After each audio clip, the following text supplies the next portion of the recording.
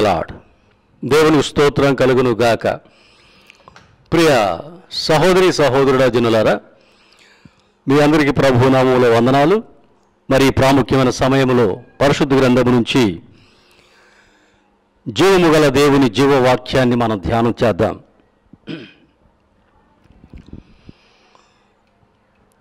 ఈ లోకంలో మనం గమనించినప్పుడు అనేక మంది జనులు మరి వారి జీవితాల్లో, వారి కుటుంబాల్లో వచ్చేటువంటి కొన్ని సమస్యలు, కష్ట నష్టాలను బట్టి, వ్యాధి బాధలను బట్టి, కొదువ కొరత లేమిని బట్టి ఎదుటి వాళ్ళను నిందిస్తూ ఉంటారు. లేదా చివరకు దేవుని మీదే నింద వేసేవారుగా, వీటన్నిటికీ దేవుడే కారణం అని చివరికి దేవుని మీదే మరి సనగడం, గొనగడం, దేవుని శోధించడం చేస్తూ ఉంటారు. మనం చాలా సందర్భాల్లో ఇలాంటివి గమనించగలం. వాస్తవానికి మనిషి చేసే ప్రతి పనిలోనూ మనిషి పొందే విజయము లేదా అపజయము, సమస్యలు లేదా పరిష్కారాలు, కొదువ కొరత లేదా సమృద్ధి, ఇలాంటి విషయాల్లో బాధ్యత అంతా కూడా దేవునిదేనా, లేదా బాధ్యత మనిషిదా అని మనం ఒక క్షణం ఆలోచించినప్పుడు, మరి పరిశుద్ధ గ్రంథాన్ని బట్టి మనం ఆలోచించినప్పుడు వీటన్నిటికీ కారణం మానవుడే అని మనం గ్రహించగలుగుతాం. చాలామంది అంటూ ఉంటారు, గొప్ప దేవుడు, మంచి దేవుడు, ప్రేమగల దేవుడు. మరి అలాంటప్పుడు ఈ లోకంలో ఈ అవినీతి, ఈ స్వార్థపరాయత్వం, లేదా ఇంకా ఈ హింసలు, ఘోరాలు, నేరాలు, ఈ భయంకరమైన పాపిష్టి కార్యాలు, ఈ హింస, దౌర్జన్యం, ఇవన్నీ ఎలా జరుగుతున్నాయి, ఆయన ఎలా చూస్తూ ఉన్నాడు, నిజంగా దేవుడు అనేవాడు ఉంటే ఇవన్నీ జరుగుతాయా అని కొంతమంది విమర్శిస్తూ ఉంటారు. కొంతమంది నా జీవితంలో ఎలా జరిగింది, అలా జరిగింది, నిజంగా దేవుడు ఉంటే, నా ప్రార్థన ఆలకిస్తే ఇవన్నీ జరుగుతాయా, ఇలా ఉంటుందా, గొప్ప దేవుడు కదా, సర్వవ్యాప్తి గల దేవుడు కదా, ప్రేమ కలిగిన వాడు కదా, మరి ఏమిటి ఇవన్నీ అని కొన్ని సందర్భాల్లో వాళ్ళు పెదవి విరవటం, నిట్టూరు పూడ్చడం, దేవుని మీద సనగడం, గొనగడం మనం చూస్తాం. ఎస్, కొన్ని సందర్భాల్లో మన జీవితాల్లో మనం కూడాను అలాంటి పరిస్థితులు ఎదుర్కొని ఉన్నవాళ్ళమే. ఏది ఏమైనా ప్రతిదానికి దేవుడే బాధ్యుడు కాదని, చాలా విషయాల్లో బాధ్యత మనదేనని, మనమే వాటికి కారణమని పరిశుద్ధ గ్రంథం బోధిస్తూ ఉంది. కనుక ఇప్పుడు మనం చెప్పినటువంటి కొన్ని ప్రాముఖ్యమైన సమస్యలకు, మరి ఇలాంటి శోధనలకు దేవుడు సమస్య కాదు, ఇది మానవుని యొక్క సమస్య. Praise the lord. This is not God's problem, but this is humans problem. ఆలోచించాలి, జాగ్రత్తగా వినండి. మనం అనేక సందర్భాల్లో మనం అసంతృప్తికి గురవుతూ,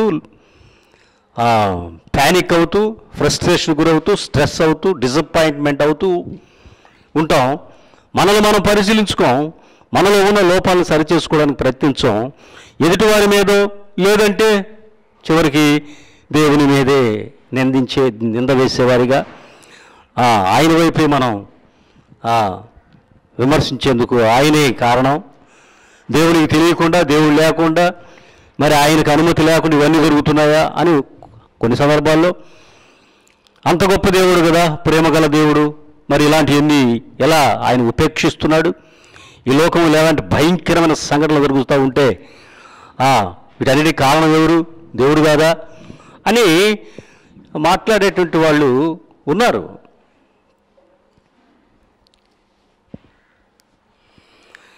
but this is not God's problem.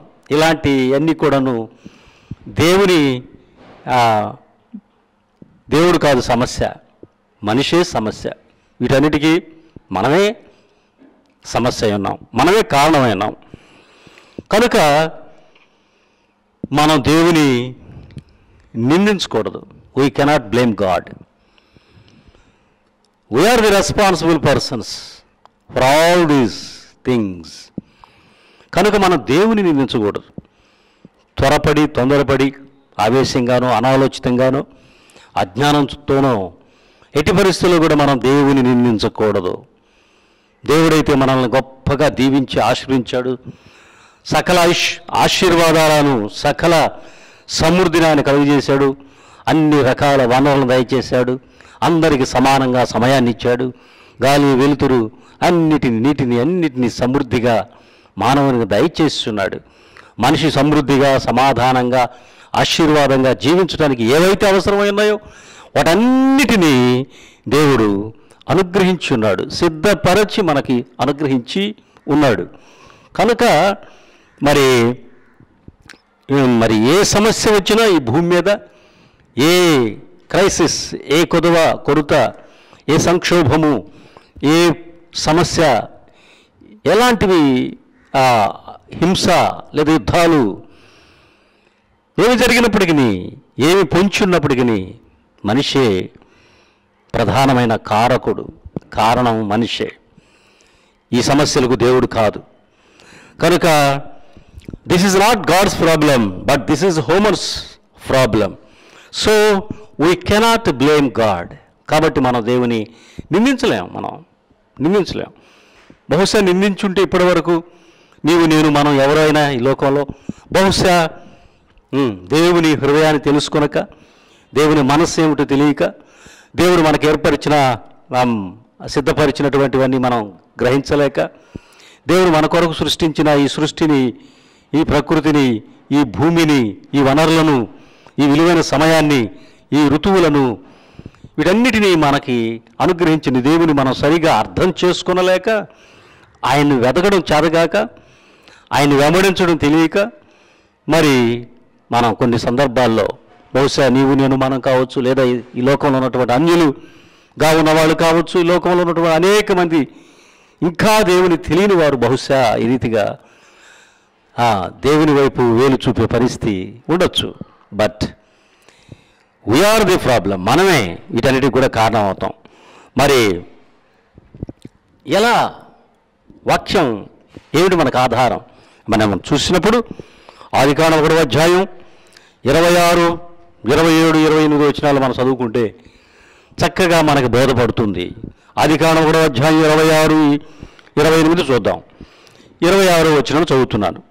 దేవుడు మన స్వరూపమందు మన పోలిక చొప్పున నరులను చేయుదము. దేవుడు అని అక్కడ కొంచెం గ్యాప్ ఇచ్చాడు. అంటే దేవుడు మాట్లాడుతున్నాడు.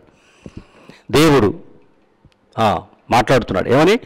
మన స్వరూపమందు మన పోలిక చొప్పున నరులను చేయుదము. వారు సముద్రపు చేపలను, ఆకాశ పక్షులను, పశువులను, సమస్త భూమిని, భూమి మీద ప్రాకు ప్రతి జంతువును ఏలుదురుగాకని పలికను. ఇవి చాలా ఇంపార్టెంట్. ఈ వాక్యాలను మనం చాలా నిశ్చితంగా పరిశీలించాలా, ధ్యానించాలా. అలాగే 28వ వచనంలో చూస్తే దేవుడు వారిని ఆశీర్వదించెను. ఎట్లనగా మీరు ఫలించి అభివృద్ధి పొంది విస్తరించి భూమిని నిండించి దానిని లోబరుచుకొనుడి. సముద్రపు చేపలను, ఆకాశ పక్షులను, భూమి మీద ప్రాకు ప్రతి జీవిని ఏలుడని దేవుడు వారితో చెప్పాను. ఏలండి. 26వ వచనంలో ఏమన్నాడు? సమస్త భూమి ఏలుదురుగాక. 26వ వచనం ఏలుదురుగాక అని ఆశీర్వదించాడు. 28వ వచనంలోను ఏలుడి ఏలుడి ఏలండి ఏలండి, నేను ఆజ్ఞ మీకు ఇస్తూ ఉన్నాను. అథారిటీ ఆ అధికారాన్ని కూడా నేను ఇస్తూ ఉన్నాను. మిమ్మల్ని నిండుగా నేను దీవిస్తూ ఉన్నాను. వెళ్ళండి, ఈ భూమిని మీరు ఏలండి. ఈ భూమి మీద ఉన్న సమస్త జీవరాశిని మీరు ఏలండి, పాలించండి. ఎంత గొప్ప ఆధిక్యత, ఎంత గొప్ప దీవెన, ఎంత గొప్ప ఆధిక్యత. ఈ ఏలుడి అంటున్నాడు, పాలించండి అంటున్నాడు. అంత గొప్ప స్వేచ్ఛనిచ్చాడు, అధికారాన్ని ఇచ్చాడు, ఆధిక్యతను ఇచ్చాడు. ఈ ఆదికాండం 3వ అధ్యాయం 26, 28 వచనాలను బట్టి దేవుని యొక్క హృదయము, దేవుని యొక్క మనస్సు, దేవుని చిత్తము, దేవుని యొక్క ప్రణాళిక ఏమై ఉన్నదో మనం గ్రహించగలుగుతాం. ప్రైజ్ ద లార్డ్, హల్లెలూయా. ఈ వాక్యాలను బట్టి, దేవుని వాక్యాలను బట్టి, ఆయన దీవించిన విధానాన్ని బట్టి, ఆయన ఇచ్చిన ఆధిక్యతను బట్టి, ఆయన ఇచ్చిన అధికారాన్ని బట్టి, దేవుని మనస్సు, దేవుని హృదయం, ఆయన చిత్తం, ఆయన ప్రణాళిక, ఆయన ఉద్దేశం మన పట్ల, మానవాళి పట్ల, మనుషుల పట్ల ఏమై ఉన్నదో గ్రహించలేమా? ఎస్, వీ కెన్ అండర్స్టాండ్, అర్థం చేసుకోగలుగుతాం కదా. బట్ అలాంటప్పుడు మరి ఈ భూమి మీద జరిగే సమస్త పాపిష్టి కార్యాలకు, పాపిష్టి ఆలోచనలకు, పాపిష్టి ఫలితాలకు దేవుని ఎలా నిందించగలం మనం? How can we blame God? So we cannot blame God. We are the responsibility, we are the responsible person on this earth for all. అన్నిటి విషయంలో మానవుడే కారకుడై ఉన్నాడు, మానవుడే కారణమై ఉన్నాడు, మానవుడే ఒక సమస్య అయి ఉన్నాడు. సమస్యలను సాధించగలిగినటువంటి, సమస్యలకు పరిష్కారం చూపగలిగేటువంటి దేవాది దేవుని, ప్రభువులకే ప్రభు, రాజులకే రాజు అయిన పరమతండ్రిని మనం ఎలా నిందించగలం? నేను చేసిన తప్పుడు ఆలోచనకు, నేను నడిచిన తప్పుడు నడకకు, నేను చేసిన పాపిష్టి కార్యమునకు, నేను పొందిన చెడు ఫలితాలను బట్టి how can I blame my father? How can we blame our father? ఎలా మనం మన తండ్రిని, పరమ తండ్రిని మనం నిందించగలం? ఆయన వైపు వేలు పెట్టి చూపెట్టగలం? ఆయన మీద ఎలా సనగగలం, గొనగగలం? ఒకవేళ అలా సనిగినా, గొనిగినా, మనం శోధించిన బికాజ్ ఆఫ్ అవర్ ఇగ్నోరెన్స్, మన అజ్ఞానాన్ని బట్టే,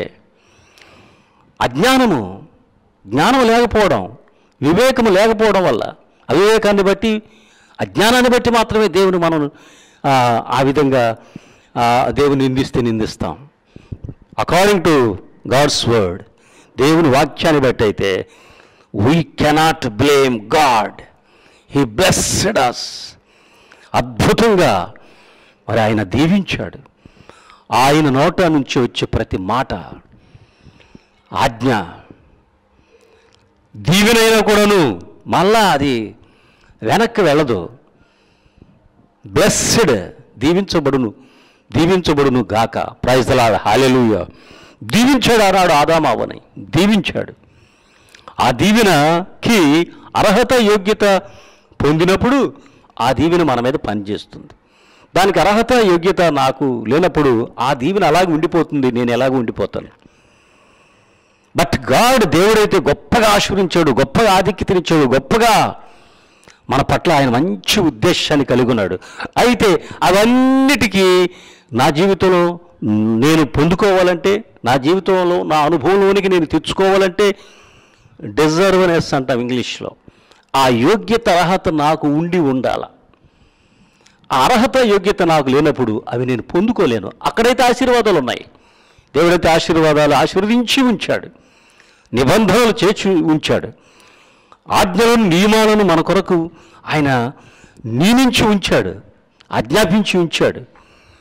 వాటన్నిటినీ మనం గైకొన్నప్పుడు, విధేయులమైనప్పుడు, ఆయన యందు విశ్వాసం విధేయత మనం కనబరిచినప్పుడు, కలిగి ఉన్నప్పుడు, అప్పుడు ఆ దీవెనలకు అర్హత, యోగ్యత మనకు లభిస్తుంది. Praise the lord. కనుక ఆ ఆదికాండం 26-28 వచనాలు చూసినప్పుడు ఏలుదురుగాక అన్నాడు. డొమినియన్ ఓవర్ ది ఆర్త్, ఇంగ్లీష్లో డొమినియన్ ఓవర్ ది ఆర్త్, భూమిని ఏలుదురుగాక, దీవించేశాడు, అధికారం ఇచ్చేశాడు. అక్కడ మనం చాలా జాగ్రత్తగా ఆలోచిస్తే he did not say let us dominion. అక్కడ ఏమన్నాడు? మన స్వరూపమందు మనకు పోలిక చొప్పున అరువులను చేయుదామని చెప్పి మన పోలిక మన స్వరూపం అంటూ ఉన్నాడు కదా. మనము ఏలుదముగాక అనలా, గుర్తుపెట్టుకోండి, జాగ్రత్తగా వినండి. మనము ఏలుదముగాక అనలా అంటే ఇంగ్లీష్లో ఏమంటాం మనం? Let us dominion, let us dominion, మనము భూమిని ఏలుదుముగాక అని దేవుడు అనలా. మీరు అంటే మానవాళిని ఏలుదురుగాక అన్నాడు. అంటే మానవుడుకి ఇచ్చాడు అధికారం. మనము ఏలుదుముగాక అని తండ్రి, కుమార, పరిశుద్ధాత్మ, అక్కడ త్రియేక దేవుడుగా మనం, తండ్రి, కుమార, పరిశుద్ధాత్మ, మనము ఏలుదము అని చెప్పలా, మీరు ఏలుదురుగాక అన్నాడు. కాబట్టి God did not say let us dominion, let them have dominion అన్నాడు. దేవుడు ఏమనలేదు, మనము ఏలుదుముగాక అనలా, ఏలుదురుగాక అన్నాడు. అంటే మీరు ఏలండి, మీకు అధికారం నేను ఇస్తున్నా, ఆశీర్వదిస్తున్నా, మీరు ఏలండి. అది కనుక ఈ భూమిని, భూమి మీద ఉన్న సమస్తాన్ని మనిషికి, మానవాళికి దేవుడు అప్పచెప్పాడు, అనుగ్రహించాడు. ఇక ఈ భూమి మీద జరిగే సమస్త క్రియలకు, కార్యములకు, అన్ని ఆలోచనలకు ఎవరు బాధ్యులు? మీరు ఆలోచించండి. మనకు అప్పచెప్పేశాడు.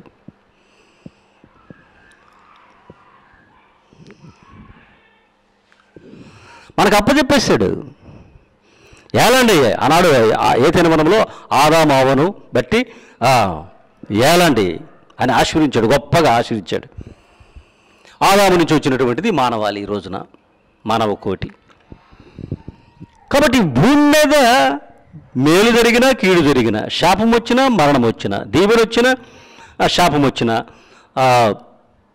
జీవమైన, మరణమైన,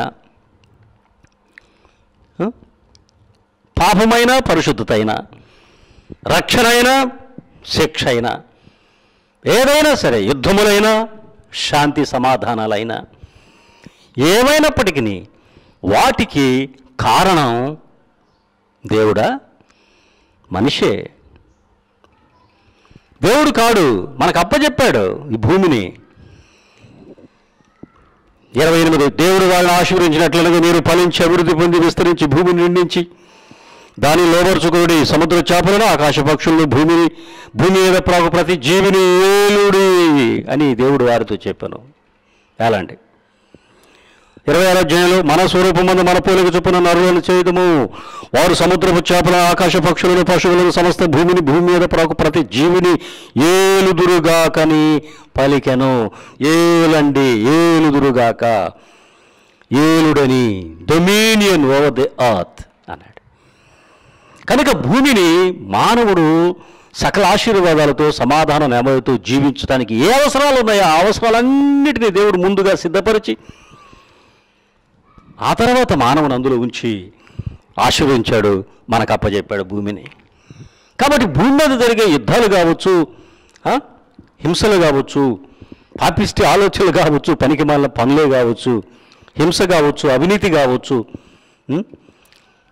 ఇవన్నిటికీ కారణం మనిషి.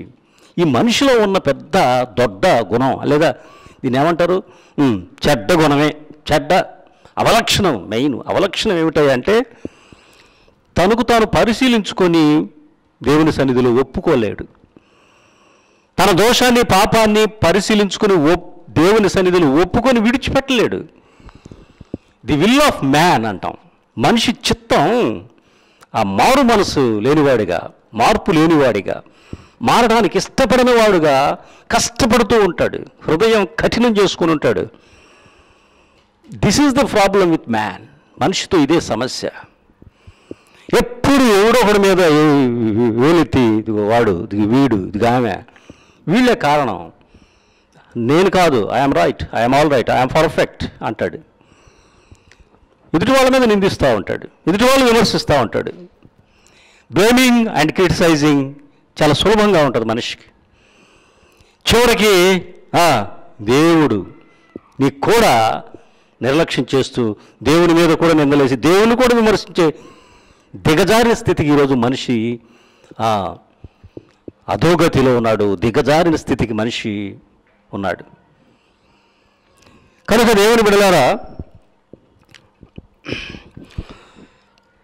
ఈ మానవుడు తప్పిపోయాడు. తనకు తాను పరిశీలించుకోకుండా పాపాలు ఒప్పుకొని విడిచిపెట్టి దేవుని తెలుసుకొని దేవుని వెంబడించి దేవుని వెతికే స్థితిలో లేక పాపంలో ఉన్నాడు మనిషి. కనుక ఆదాము ఆనాడు పాపం చేయటం వల్ల లోకాన్ని పాపం ఏలుతూ ఉంది. అందుకనే దేవుడు కనికరము, జాలి, దయ, ప్రేమ గలవాడు కనుక ఆయనే శరీరధారిగా యేసుక్రీస్తుగా ఈ లోకానికి వచ్చాడు. Praise the Lord, hallelujah. వాస్తవానికి జీసస్ క్రైస్ట్ అని ఇంగ్లీష్లో అంటాం. యేసుక్రీస్తు, జీసస్ క్రైస్ట్. ఈ జీసస్ క్రైస్తులో యేసు శరీరంగా ఉన్నాడు. క్రైస్త్ యేసులో దేవునిగా ఉన్నాడు. Praise the Lord. Jesus is the body, Christ is the God who is inside. Jesus Christ. Jesus మనుష్య కుమారుడు, క్రైస్త్ దైవ కుమారుడు. జీసస్ యేసు శరీరధారి, ఈ లోకం సంబంధమైన యేసు అనే ఒక శరీరధారి. క్రీస్తు అభిషక్తుడు, దేవుడి చేత అభిషేకించబడిన వాడు, పరిశుద్ధాత్ముడు అంటే దేవుడు. యేసు ఈ లోక సంబంధమైన మనిషిగా ఉంటే క్రీస్తు పరము నుంచి దేవుని కుమారుడుగా, దేవుని ఆత్మగా, దేవుడే క్రీస్తుగా ఉన్నాడు. కనుకనే ఎప్పుడైతే యేసుక్రీస్తు లోక పాపం కొరకు కలవరి శిలువ మీద మరణించాడో, మరణించటం అంటే అక్కడ ఏమిటి? యేసులో క్రీస్తు పరిశుద్ధాత్ముడు అనగా దేవుని ఆత్మ బయటకు వచ్చాడు. అప్పుడు యేసు ఈ లోక సంబంధమైన మనిషిగా యేసు మరణించాడు. ఆ యేసుని, ఆ దేహాన్ని తీసుకెళ్ళి టూంబులో, సమాధిలో పెట్టారు. 3వ దినమున మరలా యేసు లేచి పునరుద్ధానుడుగా రావడం జరుగుతుంది. అంటే ఏమిటి? యేసులో నుంచి వెడలిన క్రీస్తు మరలా యేసు దేహంలోనికి ప్రవేశించి మరలా యేసు క్రీస్తుగా బయటికి పునరుద్ధానుడుగా కనిపించడం జరుగుతుంది. కనుక దేవుని బిడ్డలారా, మరి ఈ గొప్ప విశేషమైనటువంటి విషయము ఒక్క మానవునికే సాధ్యము, అది కూడా యేసుక్రీస్తుకే సాధ్యము, పునరుద్ధానము అనేటువంటిది. ఇది ఏ డెమాన్స్కి కానీ, ఏ ఈవిల్ స్పిరిట్స్కి కానీ ఈ యొక్క గొప్ప ఆధిక్యత లేదు. ఈ భూమి మీద ఉండాలంటే, ఈ భూమి మీద ఏవైనా కార్యములు జరిగించాలంటే ఆత్మకు దేహం కావాలి, శరీరం కావాలి. అందుకే ఈ డెమన్స్, ఈవిల్ స్పిరిట్స్ ఎప్పుడు కూడాను they are searching for human body. మానవుని యొక్క దేహం కోసం, మానవుని యొక్క శరీరం కోసం ఆ చీకటి సాతాను శక్తులు, దురాత్మలు వెతుకుతూ ఉంటాయి. కనుక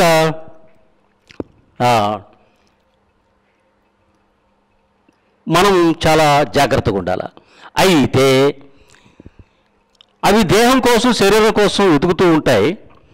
బట్ దేహం అనేది లేదా శరీరం అనేది వాటి కోసంగా దేవుడు సృజించల. ప్రైజ్ ద లార్డ్, హల్లెలూయా. కాబట్టి ఈ దేహము వాటికి ఇవ్వడానికి, వాటిని మనం అనుమతించడానికి, అవి మనలో ప్రవేశించి మరి దేవునికి వ్యతిరేకమైన, దేవుని రాజ్యానికి వ్యతిరేకంగా పనిచేయడానికి ఈ దేహాన్ని దేవుడు సృజించాల. కాబట్టి అవి దేహాన్ని కలిగి ఉండటం అనేది దేవునికి వ్యతిరేకమైన క్రియ. అందుకే అవి ఆకాశ మండలంలో ఉంటాయి. చీకటి సాతాను శక్తులు, దురాత్మలన్నీ కూడా భూమి మీద అవి ఉండలేవు. వాటికి ఉండాలంటే శరీరం కావాలి, దేహం కావాలి.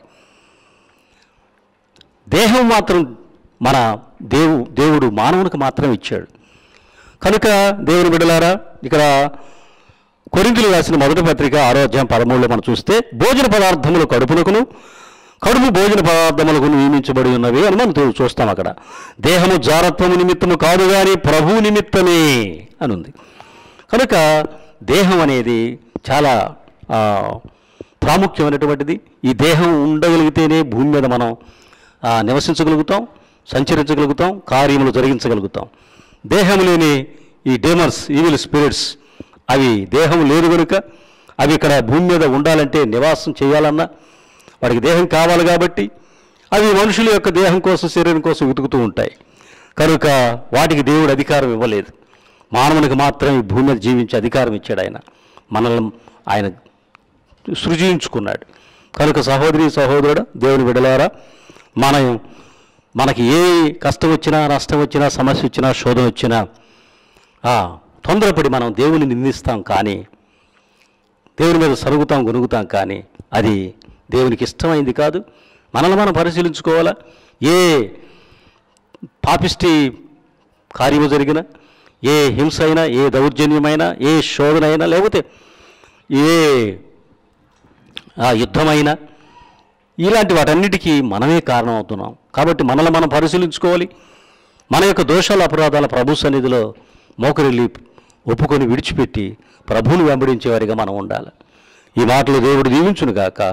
Amen, amen, amen. Praise Lord, హల్లెలూయా.